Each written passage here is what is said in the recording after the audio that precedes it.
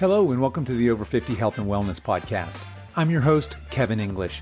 I'm a certified personal trainer and nutrition coach, and my mission is to help you get into the best shape of your life, regardless of your age, so you can show up in life as the healthiest, strongest, most vital version of yourself. I want to let you know that all month long in October, I have open enrollment for my Holiday Accountability Program. This is a program that runs from November 1st to December 31st and is designed to help keep you on track through the holiday season to ensure you meet your nutrition and exercise goals. Whether your goals are simply not to pack on those excess holiday pounds, or you're trying to lose weight or get stronger.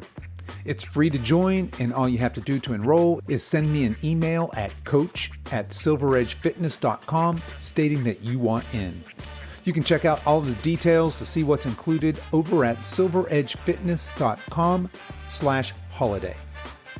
Today we have another edition of the Coach's Corner, so no guest today, it's just me, and we'll be back next week with our regular interview format. But here's what we're covering in today's short episode. I start out by talking about some of my favorite fitness resources from back when I was just starting out on my health and fitness journey. And then I spend some time discussing why getting 8 hours of healthy sleep consistently is so vitally important. So if you're ready, let's get right to it.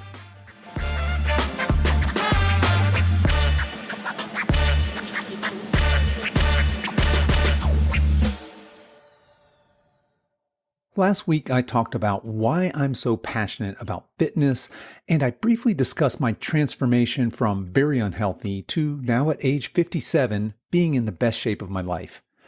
And I wanted to share with you folks some of the resources that really helped me on my fitness journey early on. So it's probably no surprise to anyone listening to this podcast that there's a ton of information floating around on the internet and other places regarding nutrition and exercise. And unfortunately, a lot of it is complete crap. It's garbage. There seems to be no shortage of quick fixes and overly convoluted solutions, whether you want to gain muscle or lose fat. The tricky part, at least for me, was wading through all of this information and trying to decipher the gold nugget from the fool's gold, so to speak. But a pivotal moment in my journey happened in a very unlikely manner. I was a member at a Globo gym. I was still a long way from being healthy, fit, or strong, but at least I was trying. And I suppose I was a member at this particular gym for close to a year at this point. And in this rather large gym, we only had 2 squat racks, and they were generally available, at least at the time of day that I went. And in the entire time that I'd been there, I would dutifully do the barbell squat. And at the time, I tried to copy what I saw other gym members doing, which is to say, I was a half repper. I would load up my barbell, do a third of a squat, or maybe a half squat on a good day, and stand it back up. And I'd do that for my 10 reps, and then I'd rest for a minute or two, and then I'd repeat a couple more times. But one day I saw a guy in the squat rack, and he was doing full ass to grass squats. That is, his hips sank past parallel to below his knees. Keep in mind that I'd been in this gym for close to a year at this point, and I'd never seen anything like this. And I remember I was convinced at the time, thinking that he was doing this exercise incorrectly and was going to get hurt. I immediately Googled something along the lines of dangers of a deep squat or something like that.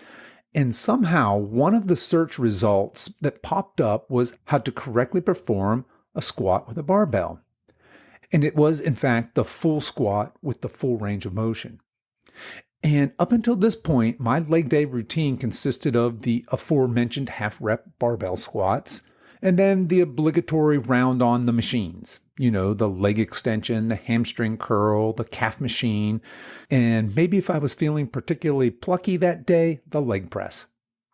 Now, mind you, there's nothing at all wrong with any of these machines, and at the time, I was certainly better served with my leg day routine than I would have been sitting at home on the couch. But I decided then and there that I was going to do proper squats. And in my internet research, I found a book called Starting Strength, Basic Barbell Training by a guy named Mark Ripito. I ordered the book online, and when it came in, I devoured it. I read it cover to cover, and then I went back and reread certain sections.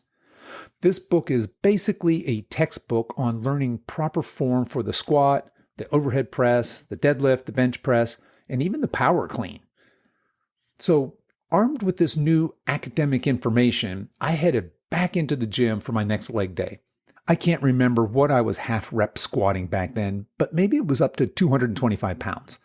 So on this day, I loaded up my barbell with a paltry 135 pounds.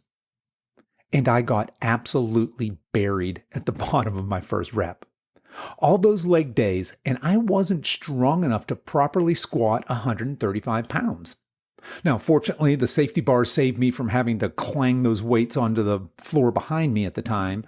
And after embarrassingly looking around to making sure that nobody saw this travesty, I ashamedly stripped the weight off the barbell. So here I am at the gym, and instead of my two big manly 45-pound plates on each side of the barbell, I have these two tiny 10-pound plates on each side. And these two 10-pound plates were so small that they honestly made the barbell look ridiculous to me. But that was the appropriate weight for me. So I swallowed my pride.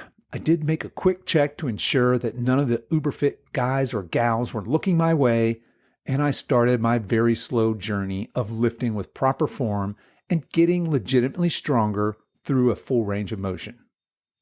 The next important resource from those early days came to me in the form of a podcast, and that was the Muscle for Life podcast with Mike Matthews. Mike had a great way of uncomplicating workouts and introduced me to the concept of progressive overload for hypertrophy and how to actually program for this. At this point, I was flitting from program to program every month or so. I started with the basic strength programming from the book Starting Strength, and then my ADHD would kick in and I'd follow a new program that I found online or in a magazine. And I eventually bought a copy of Mike's book titled Bigger, Leaner, Stronger: The Simple Science of Building the Ultimate Male Body. And this book taught me the basics of exercise programming, and I eventually went on to buy his follow-on book titled Beyond Bigger, Leaner, Stronger: The Advanced Guide to Building Muscle, Staying Lean, and Getting Strong. And I suppose this was the beginning of my fascination with exercise programming. I read what Mike had to say about programming and then went back and reread the programming section in Mark Ripeto's Starting Strength. I eventually found my way to the book Practical Programming for Strength Training by Mark Ripeto and Andy Baker, which was a deep dive into exercise programming. And I'll put all of these books and podcasts and other things into the show notes here, and you can find those over at silveredgefitness.com/episode 80. And as a side note, Mike Matthews also wrote an excellent programming book titled Thinner, Leaner, Stronger: The Simple Science of Building the Ultimate Female Body, aimed at programming, of course, specifically for women. I suppose the next resource that had a major influence on my early journey was the Ben Greenfield Fitness podcast. I can't remember how I stumbled onto this one, but prior to finding this gem, I basically thought of health and wellness as either or.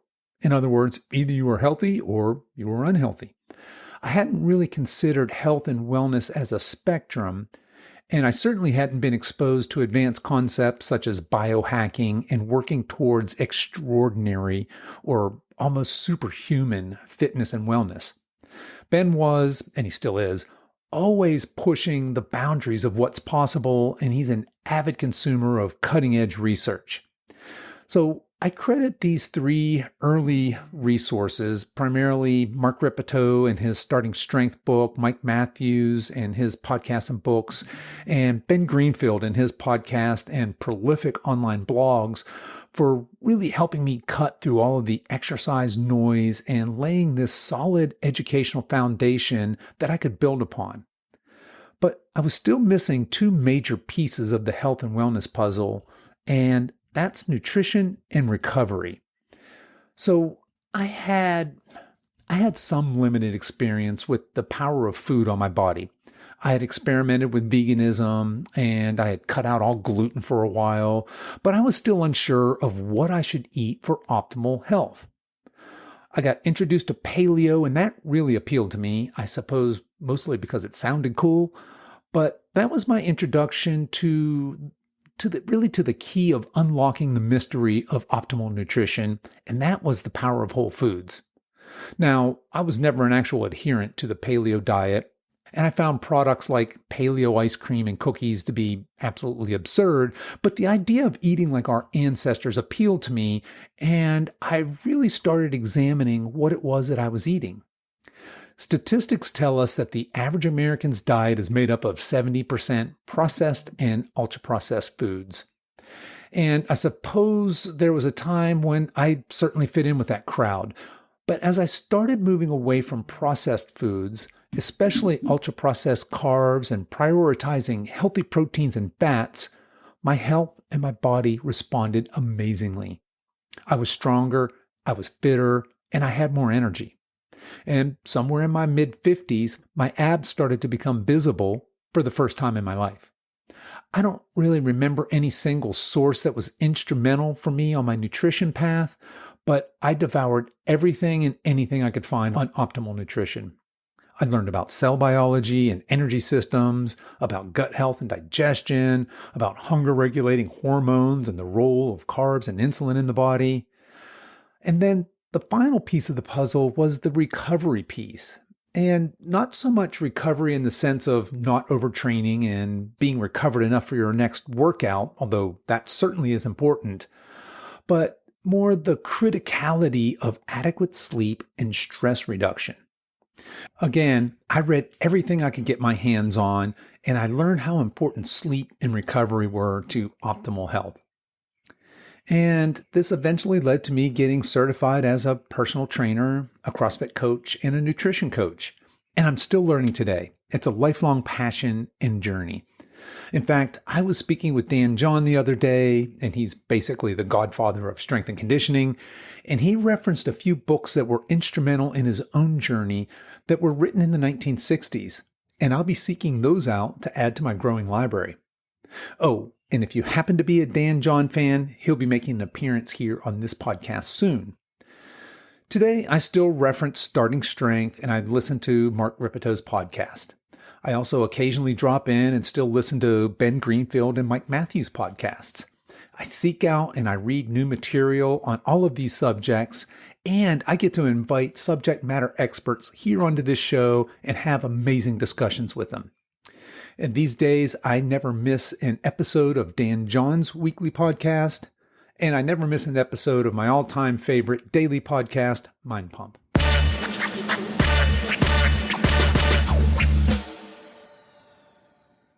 So let's talk about the importance of sleep. Sleep is one of the most overlooked aspects of sustainable weight loss and muscle building.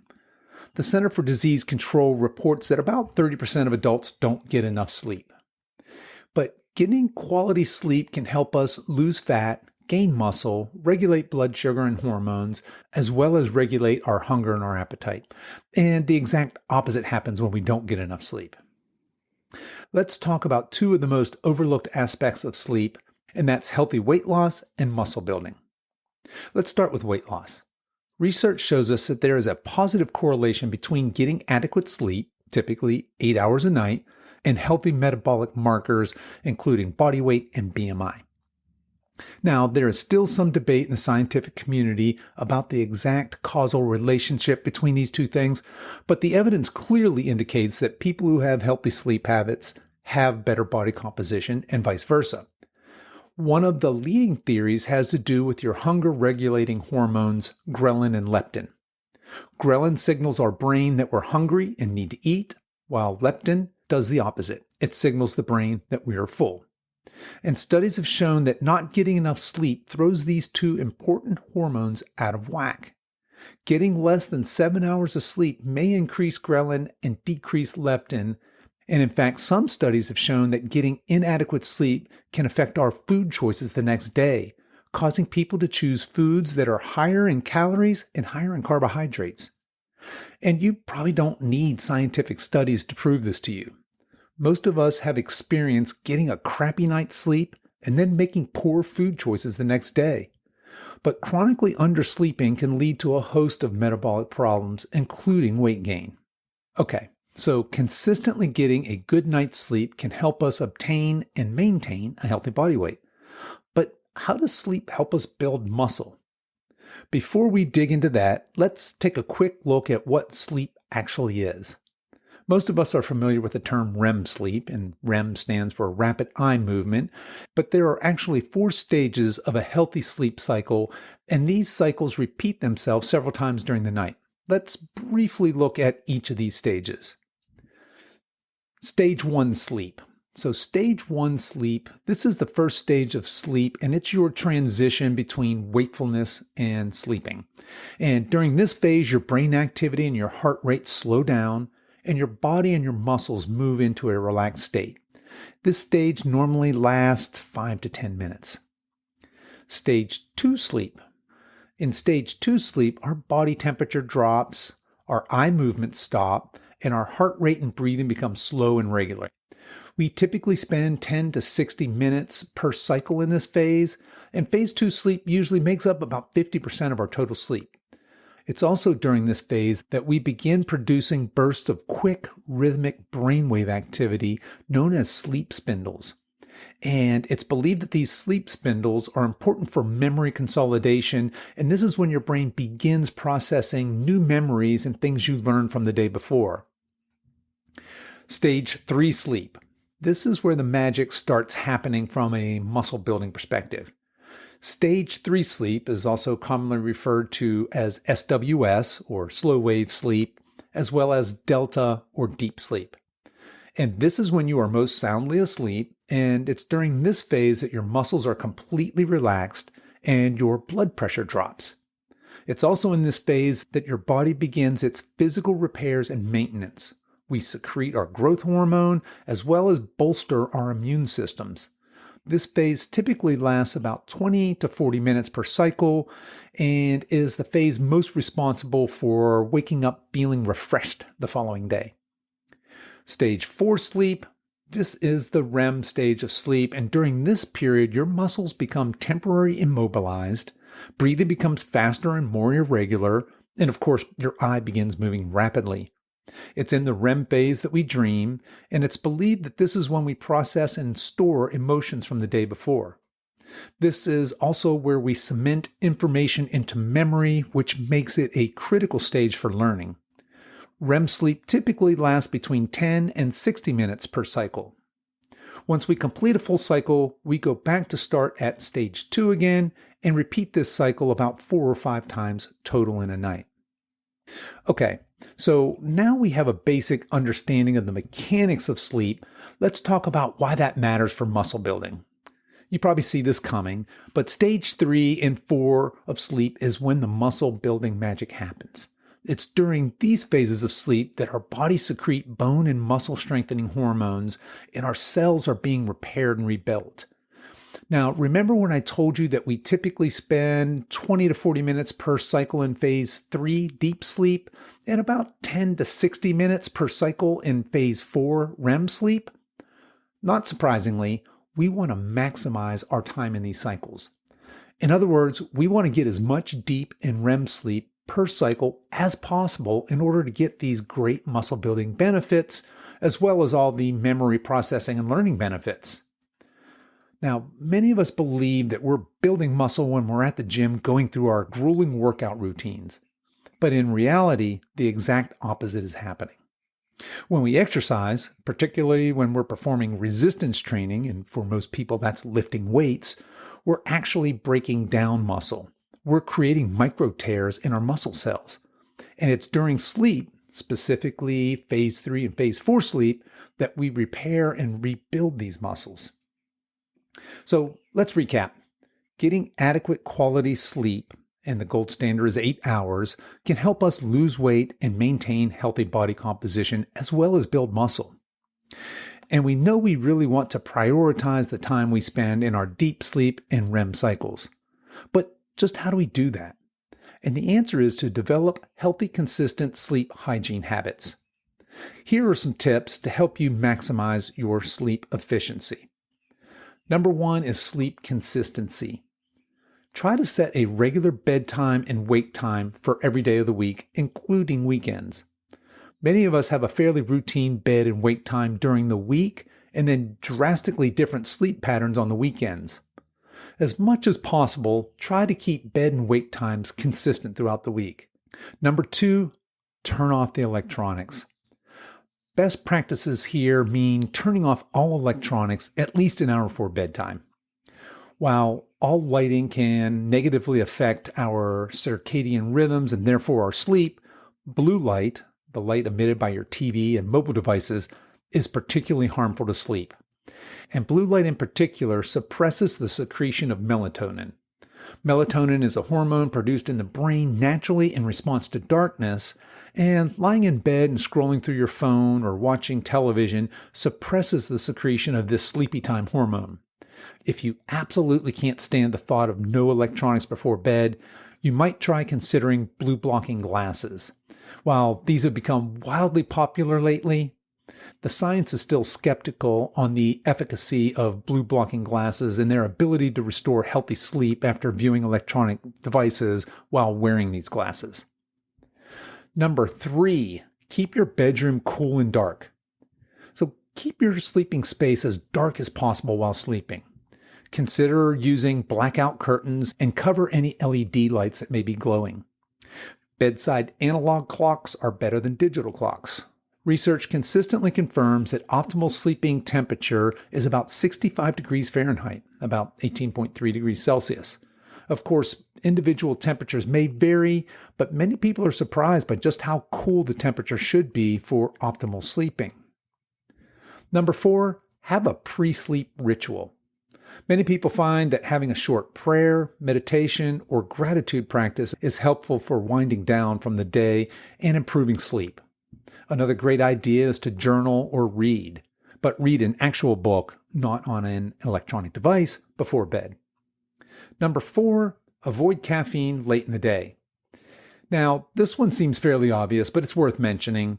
The half-life of caffeine, that is how long it takes your body to fully metabolize caffeine, is about 4 to 6 hours. And caffeine consumption later in the day specifically reduces phase 3 deep sleep cycle times. And as we just learned, we want to do everything we can to maximize this important muscle building and restorative phase. Number 6, avoid alcohol. Alcohol is a central nervous system depressant that causes brain activity to slow down, as clearly evidenced by the behavior of some drinkers, and it also has a sedative effect that can make us feel relaxed and sleepy. And while it is true that alcohol can help us fall asleep faster, alcohol drastically shortens both our phase 3 and phase 4 sleep cycles. And alcohol remains in your blood for approximately 6 hours. I'm not advocating day drinking here, but having drinks in the evening, especially more than 1 or 2, will in fact disrupt your sleep. Number 7, avoid carbs before bedtime. So there's some conflicting information in terms of carbohydrates and their effects on sleep. Some studies do show that eating carbohydrates close to bedtime can facilitate falling asleep faster, but other studies show that eating carbs, especially highly refined or processed carbohydrates before bed, can reduce your phase 3 deep sleep cycle time. So the takeaway here is to maybe skip that late night ice cream or cookie snack, but a healthy, wholesome, whole food choices are probably fine. Number 8 is to strength train.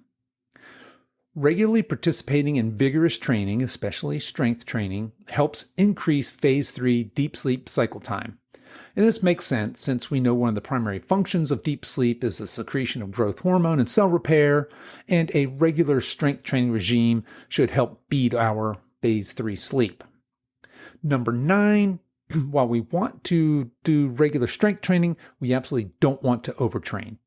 We need to be careful that we're not overtraining, and that is that we're working out too frequently or too intensely. While this may seem a bit counterintuitive on the surface, consistently overtraining is counterproductive to healthy sleep. Our job is to find that sweet spot between working out enough to give our body that strong muscle growth signal and simply doing more than our bodies can recover from. I always ask my clients how they are sleeping, and deteriorating sleep could be an early indicator that they are in fact overtraining. If you're not doing any of the above tips, consider incorporating these into a pre-bed routine. But before we finish our discussion on healthy sleep, I want to mention biotracking devices. There's a ton of different sleep tracking devices on the market, and I myself wear a Whoop strap that measures, among other things, the amount of REM and deep sleep I get nightly, and it has reports to show me how those things are trending over time, but there's lots of options. Apple Watches, Fitbits, Muse, BioStraps, just to name a few.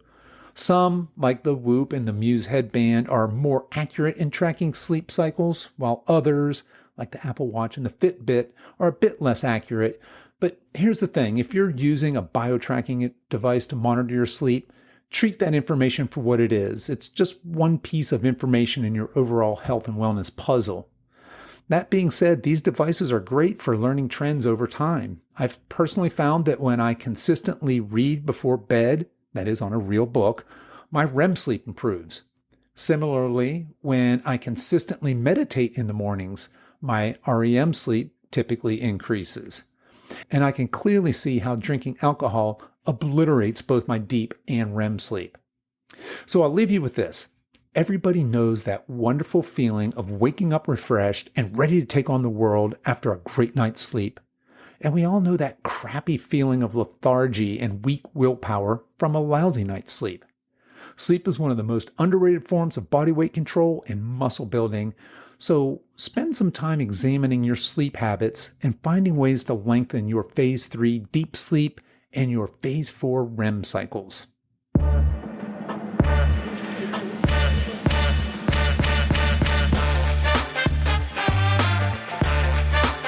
Okay, that's our show for today, folks. I'll put links to everything we talked about in the show notes, and you can find that over at silveredgefitness.com/episode 80. And don't forget to check out silveredgefitness.com/holiday for all the details on my holiday accountability program. I'd love to see you join us for this great program. In the meantime, I'd love to hear from you. You can always leave a comment on this episode page, or feel free to email me with any comments or a question from today's show, and you can email me at coach@silveredgefitness.com. You can always show your support for this show by telling a friend about this podcast, or by leaving me a 5-star review on whatever platform you listen to podcasts on. I want to thank you so much for spending your time with me today. I'll be back next week with my regular interview format. So until next time, stay strong.